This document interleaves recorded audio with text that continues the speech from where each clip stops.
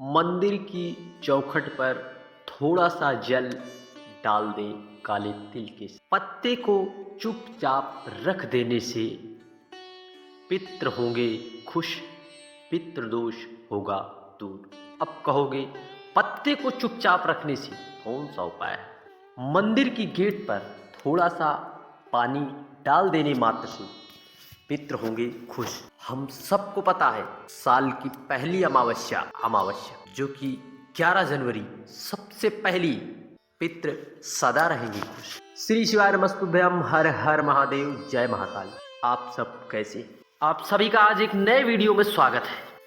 आज का यह वीडियो बहुत ही महत्वपूर्ण है क्योंकि हम सभी को पता है कि 11 जनवरी गुरुवार, देखिए गुरुवार भगवान श्री हरि विष्णु नारायण का पवित्र वार है और इसी पर एक ऐसा शुभ दिन आया है जो कि अमावस्या का दिन। हम सबको पता है कि अमावस्या का दिन हमारे पितरों को समर्पित। अमावस्या का दिन हमारे पितरों को समर्पित है। हमारे पितृ यदि प्रसन्न रहते हैं तो हम भी सदा सर्वदा प्रसन्न ही रहते। यदि हम अपने पितरों को किसी विशेष तिथि पर यदि याद करते हैं तो हमारे पितृ भी ऐसा समझते हैं कि हमारे पुत्र पौत्र आदि हमें याद करते हैं।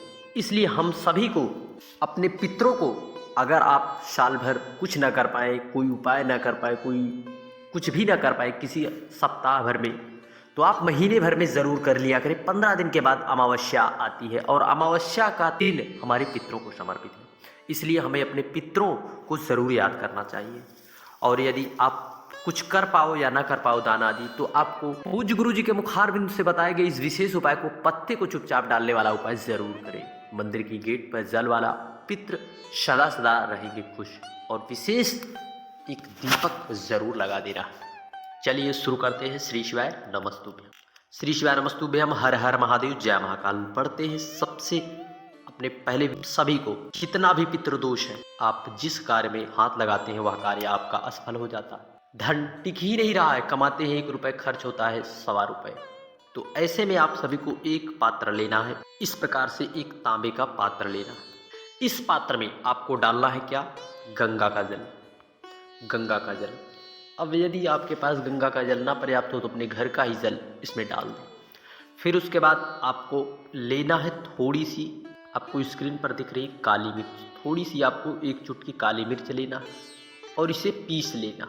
इसे पीस कर उसी पात्र में, उसी लोटे में हम सभी को डाल लेना है। उसी लोटे में फिर आपको पीला चंदन लेना है। कौन सा? पीला चंदन, लाल चंदन नहीं, पीला चंदन हमें ले लेना है। पीला चंदन लेने के बाद हम सभी को आवश्यकता पड़ेगी इस प्रकार से 7 बेलपत्र की। कितनी? 7 बेलपत्र। 7 बेलपत्र को जो कहीं से खंडित बिल्कुल ना हो। आप कहोगे बेलपत्र कहाँ से मिले? यदि ना मिले तो आप भगवान शिव के मंदिर जा रहे हैं तो वहाँ पर आपको ज़रूर प्राप्त हो जाएगी। फिर उसके बाद आपको ले लेना है इस प्रकार से किसी भी वृक्ष के 7 पत्ते। आप कहोगे किस वृक्ष के हम पत्ते ले? आप बेलपत्र तो लिए हैं, उसके साथ ही साथ आपको 7 वृक्ष के पत्ते अवश्य ले लेना है। 7 वृक्ष के पत्ते, कोई से भी जो आपके पास नज़दीक हो उसी वृक्ष के आपको पत्ते लेना है। इन सब चीज़ों को एक पात्र में, जिस पात्र में आप डाले हैं, इस पात्र में काली मिर्च, गंगा जल, 7 बेलपत्र, पीला चंदन, 7 वृक्ष की पत्ती, इस पात्र को आपको लेकर अपने घर में, पूरे घर में आपको भ्रमण करना है, घूम जाना। भ्रमण अर्थात घूमना है, अपने घर में घूमना है।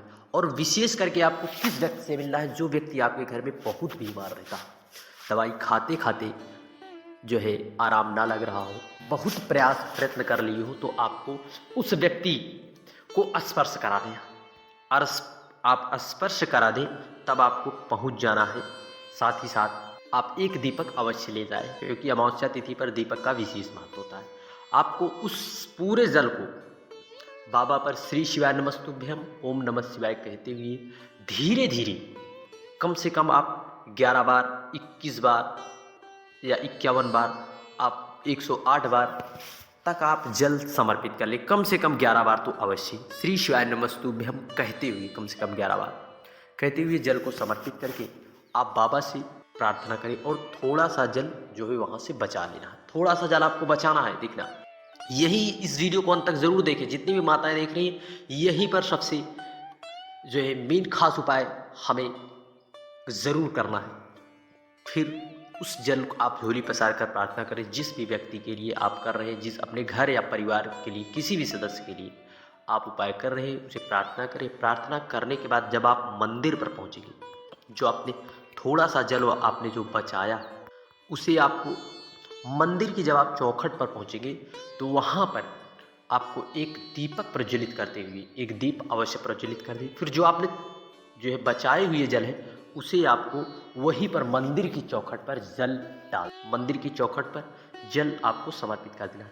एक बार अमावस्या तिथि पर इस उपाय को करके देखिए। अगली अमावस्या तक आने तक देवाधिदेव महादेव की कृपा के साथ साथ आपके पितरों की भी विशेष कृपा आप पर जरूर प्राप्त होगी। यह उपाय आप सभी लोग ज़रूर करें, क्योंकि अमावस्या तिथि साल की पहली अमावस्या है। इसलिए यदि आप पहले ही कर लेते हैं तो हमारे पितृ यदि खुश हैं तो हम भी प्रसन्न, खुशहाल, हमारा पूरा परिवार सदा सर्वदा निश्चित रहेगा।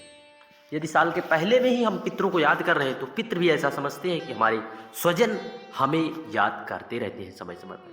श्री शिवाय नमस्तुभ्यम। इस उपाय को करने से बिल्कुल भी न चूकिए। जय महाकाल।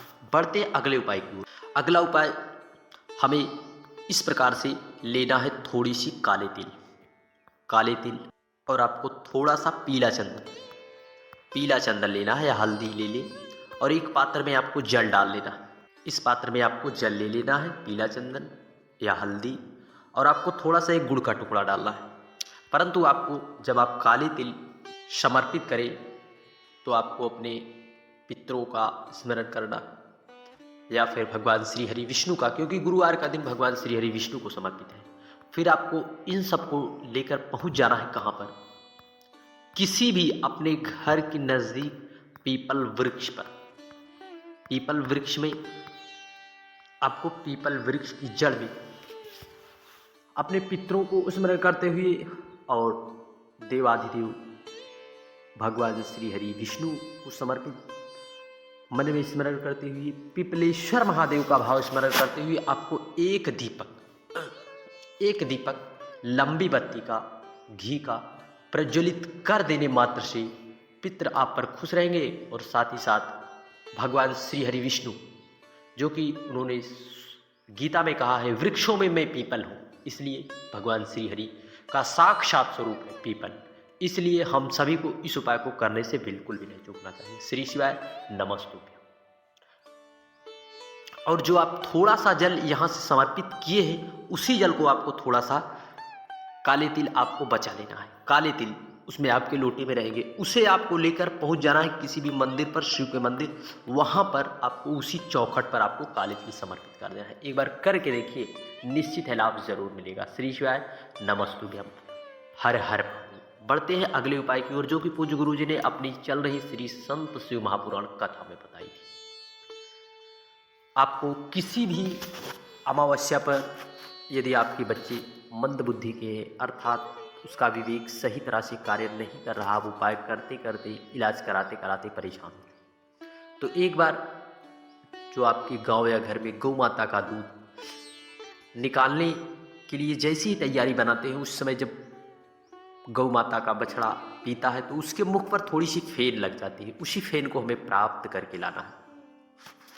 प्राप्त करके लाने के बाद अमावस्या पर 2 से 3 अमावस्या उस बच्चे को देकर देखिए, निश्चित है बच्चा कुशाग्र बुद्धि, तीव्र बुद्धि का जरूर होगा, क्योंकि श्री संत शिव महापुराण कथा का बिल्कुल अचूक उपाय है। श्री शिवाय नमस्तुभ्यम। हर हर महादेव। जय महाकाल। वीडियो की जानकारी उपयोगी लगे चैनल को सब्सक्राइब कर कमेंट में हर हर महादेव जय पितृदेवाय नमः जरूर लिखें।